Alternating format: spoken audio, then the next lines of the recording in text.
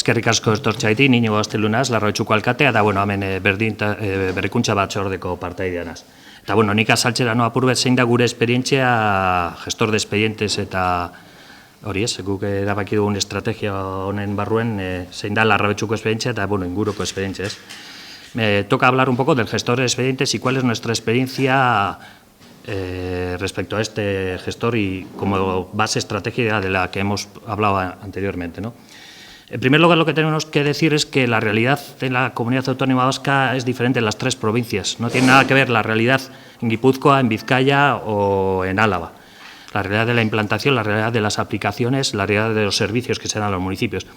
E incluso dentro de EUDEL planteamos que uno de los puntos básicos o un instrumento básico para el desarrollo de todo esto iba a ser los lurraldeas, poner en marcha los lurraldeas en el tema de innovación.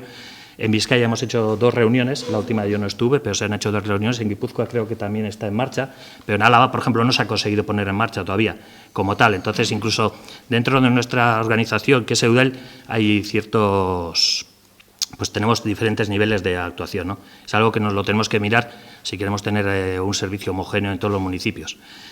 Respecto al gestor de expedientes, contar el caso de Larrabechu.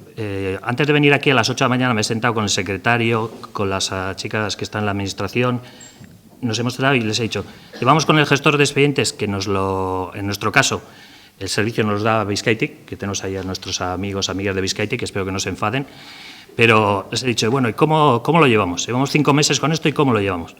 Y la verdad es que la palabra ha sido frustración. O sea, frustración. Somos un pueblo pequeño, donde tenemos los recursos que tenemos, donde pues, somos un pueblo de 2.000 habitantes y en la administración estamos 4 o 5 personas.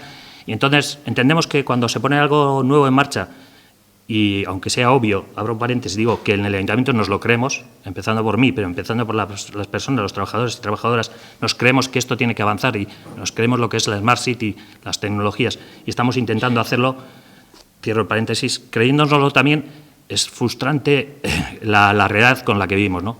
El servicio que se nos presta creemos que es, dicho de una forma correcta, es ampliamente mejorable, o sea, hay mucho margen de mejora. Y esta frustración también se traslada a nuestras vecinas y nuestros vecinos. Cuando les decimos que tienen que hacer una tramitación telemática, realmente luego no somos capaces de responderles. Incluso con empresas que también nos dicen, bueno, pues si en otros ayuntamientos no nos lo piden. Vosotros lo pedís, pero luego no sois capaces de respondernos en los plazos, ¿no? Y bueno, partiendo de esta base, sí creemos que es algo en lo que tenemos que profundizar y tenemos que seguir con ello, porque tenemos claro que al final es a donde tenemos que llegar.